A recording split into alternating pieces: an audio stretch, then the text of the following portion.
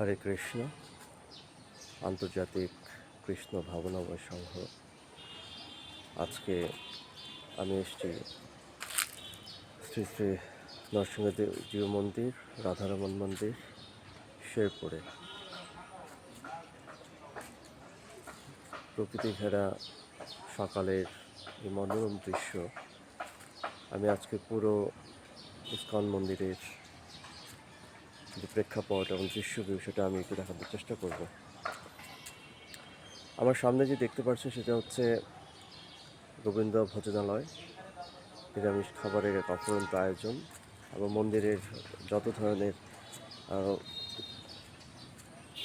আরতি থেকে শুরু করে যা যা প্রয়োজন হয়, ধূপ আগরবাতি, আমাদের শ্রীমদ্ ভাগবত গীতা, সেই বইগুলো এখান থেকে আপনি কালেকশন করতে পারবেন। আর গোবিন্দ ভোজনালয়ের সাথেই রয়েছে একটি অভূতপূর্ব বাগান। সেই বাগানকে ঘিরে গড়ে উঠেছে অসংখ্য গাছপালা। দর্শনার্থীরা এসে এখানে বসে আমাদের ভক্তিপূর্বক যে বিষয়গুলো সেটা এখান থেকে নিতে পারে। আমি যদি একটু সামনে যাই, এখানে 108 মালা জপ করার একটি স্থান এখানে রয়েছে এবং এত সুন্দর একটি মন্দির যেটা আপনি যদি চোখে না দেখেন তাহলে কিন্তু অনেকটা মিস করার মতোই। অবকাঠামো উন্নয়নের সাথে সাথে অনেক কাজ বাকি আছে। একটি বিশাল ক্যানভাসের মধ্যে আমাদের ইস্কন শেরপুর জেলায় অবস্থিত।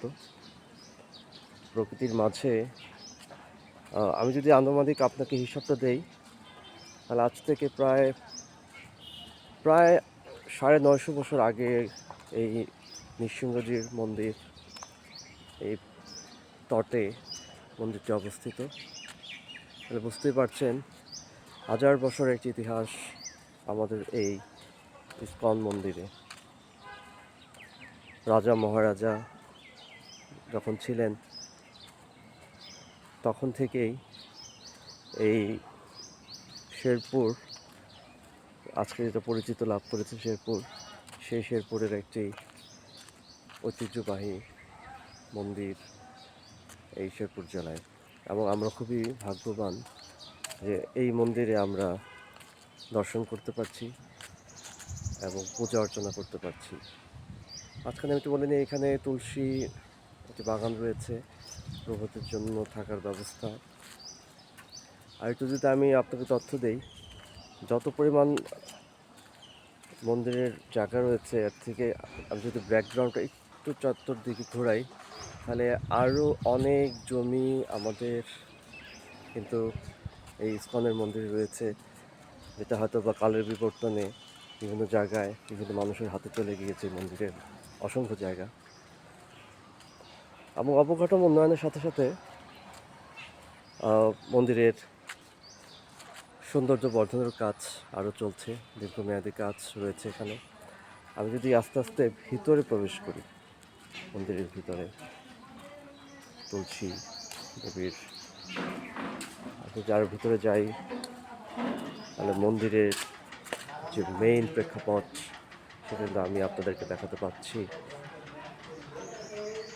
আমাদের আন্তর্জাতিক কৃষ্ণ ভাবনাময় ইস্কনের যিনি প্রতিষ্ঠাতা শ্রীল ভক্তিবেদান্ত প্রভুপাদ, তাকে প্রণাম নিবেদন করে আবারও আপনাদের শুভেচ্ছা জানাচ্ছি যে এত আধ্যাত্মিক চর্চার একটি জায়গা উনি আমাদেরকে করে দিয়েছেন, যেটা ভগবান শ্রীকৃষ্ণর আরাধনা এবং পরমেশ্বর ভগবান শেষ আশ্রয়স্থল।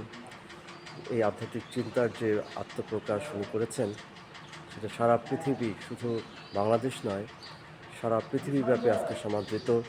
সারা পৃথিবীব্যাপী আজকে তার গড়া আন্তর্জাতিক কৃষ্ণ ভাবনাময় সংঘ আজকে সমাদৃত, আজকে বহুল প্রচলিত, আজকে সনাতন ধর্মাবলীদের একটি আশ্রয়স্থল হচ্ছে আন্তর্জাতিক কৃষ্ণ ভাবনাময় সংঘ, যেটি আমাদেরকে সাহস দেয়, যেটি আমাদেরকে অনুপ্রেরণা জাগায়, আমাদেরকে বেঁচে থাকার আরও কেন্দ্র দেয় সেটি হচ্ছে আন্তর্জাতিক কৃষ্ণ ভালোবাসা সংঘ, যেটা আধ্যাত্মিক চর্চার এক অফুরন্ত জায়গা, যেখানে আপনি জীবনের কেন্দ্র খুঁজে পাবেন, জীবনের ক্যানভাস খুঁজে পাবেন। এখানে কিছু সুন্দর কিছু বিষয় রয়েছে। আমি যদি একটু মন্দিরের ভিতরে যাই, ভগবান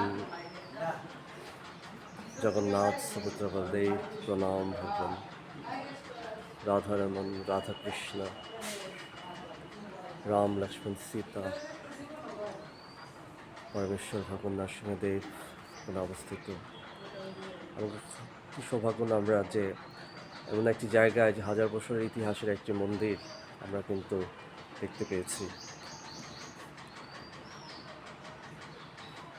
সুন্দরভাবে অবস্থিত আমাদের শেরপুর জেলার এই মন্দির। যেহেতু আমি এই জেলার সন্তান এবং আমিও খুব গর্বিত যে একটি হাজার বছর ইতিহাসের একটি মন্দিরের সাক্ষী হতে পেরে। আমার চ্যানেলের যে দর্শক এবং ভিউয়ার্স রয়েছেন, তাদেরকে সবাইকে আমন্ত্রণ জানাচ্ছি যে এই আমাদের শেরপুর জেলা অবস্থিত আন্তর্জাতিক কৃষ্ণ ভাবনাগত সংঘে এসে দর্শন করা এবং ঐতিহ্যবাহী এই মন্দিরের যে বিষয়গুলো রয়েছে তা জানা, বোঝা এবং হাজার বছর আগে কিভাবে, প্রায় হাজার বছর আগে বলবো, যে কীভাবে এই মন্দিরটি স্থাপিত হলো, তখনের ব্যবস্থাপনা কেমন ছিল, তখনের জীবনযাপন কেমন ছিল, প্রকৃতি ঘেরা এই মন্দিরের দৃশ্যপট সেটা কিন্তু অসাধারণ। আমি যখনই শেরপুরে আসি, তখনই আমার এই মন্দির, আমার এই আন্তর্জাতিক কৃষ্ণ ভাবনাময় মন্দিরটি আমি সবসময় পরিদর্শন করি, প্রণাম করি, প্রসাদ নেওয়ার চেষ্টা করি এবং জানানোর চেষ্টা করি আমাদের শেরপুর সহ সারা বাংলাদেশের যারা ভক্ত অনুরাগী রয়েছেন এবং যারা ভ্রমণপ্রিয়, তারা অবশ্যই শেরপুরে এসে আমাদের এই আন্তর্জাতিক কৃষ্ণ ভাবনাময় সংঘের মন্দিরটি পরিদর্শন করবেন। আমি আবার মন্দিরের ভিতরে গিয়ে আমি আজকের ব্লগটি শেষ করব এবং পরবর্তী যে আমি ব্লগটি দেওয়ার চেষ্টা করব সেটি দেখার আমন্ত্রণ জানিয়ে